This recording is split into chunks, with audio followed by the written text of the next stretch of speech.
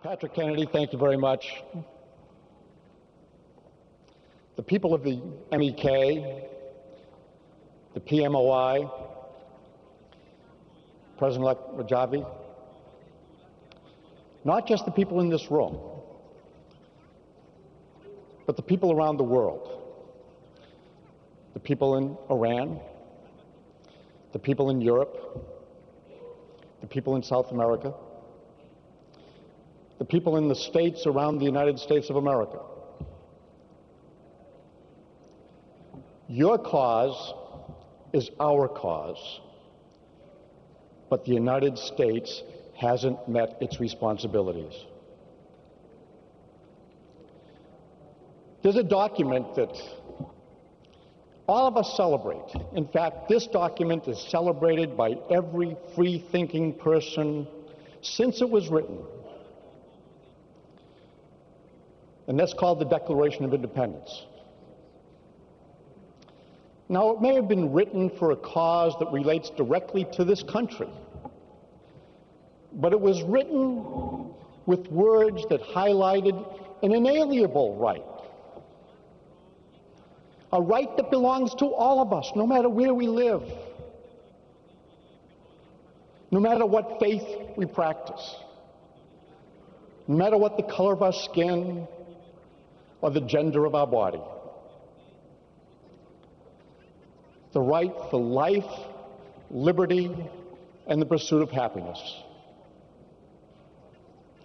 What a tragedy it is that those inalienable rights outlined in our Declaration of Independence and loved by everyone around the world were violated in a place named Camp Liberty.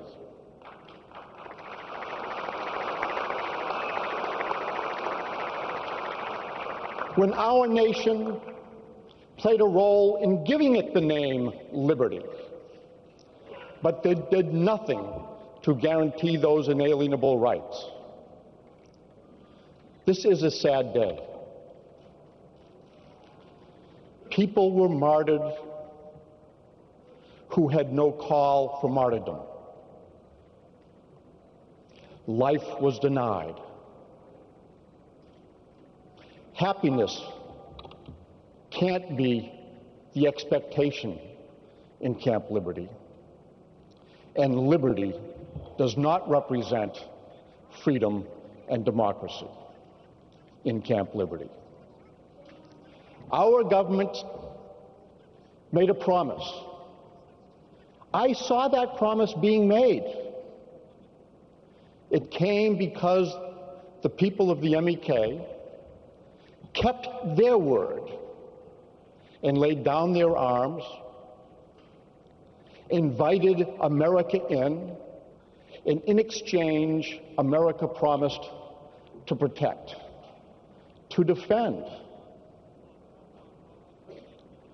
And then when the power was transferred to the people of Iraq, in a land that the United States had liberated from a dictator, the promise of keeping America's promise was embraced by a government of the Iraqi people. But it was a false promise. Words were not honored. Commitments were not kept. The Iraqi government should be embarrassed, and the United States government should feel ashamed.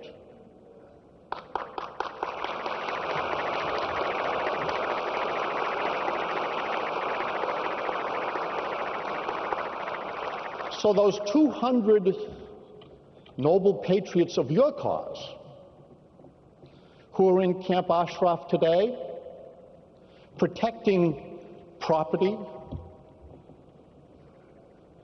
keeping hope, thank you.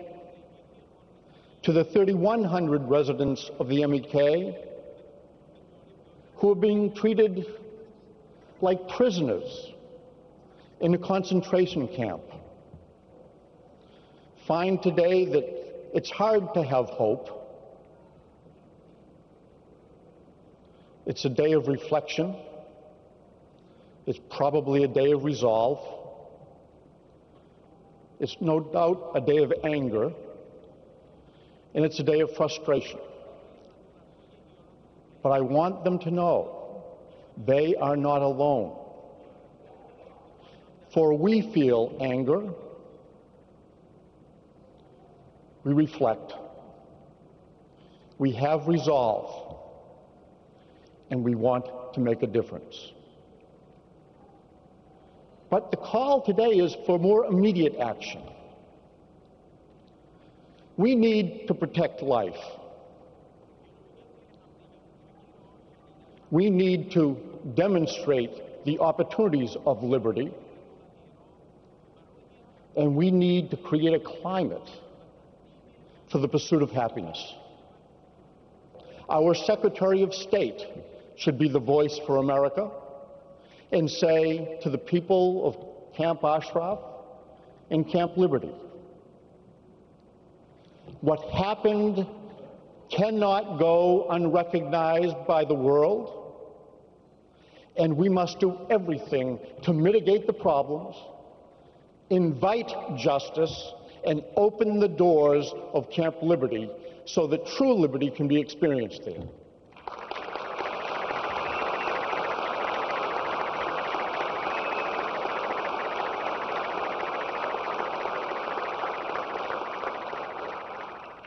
The people who preceded me to this microphone are much greater than a servant like I. They're courageous leaders.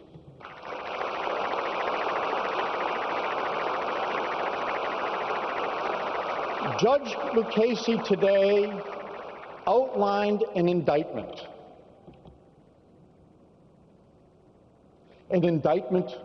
of a process called the United Nations, an indictment of complicity by the Iraqi government,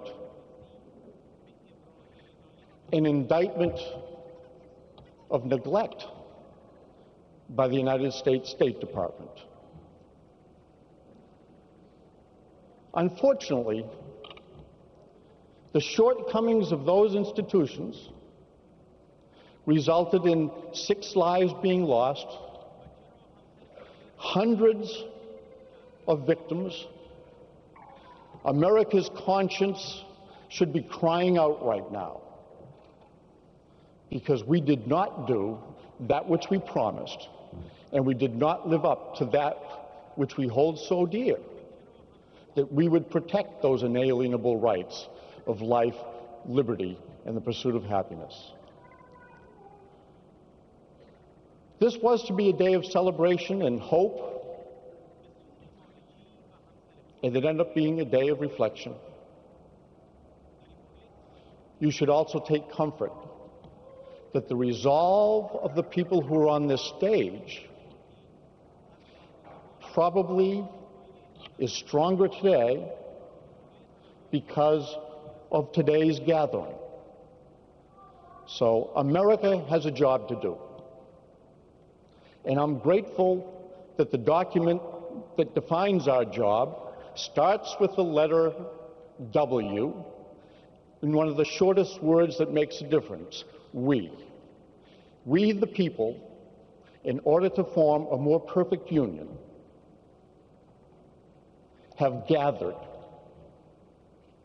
Thanks to that First Amendment to the Constitution that said that we have the right to speak, we have the right to convene, and that we have the right to petition our government to do a better job.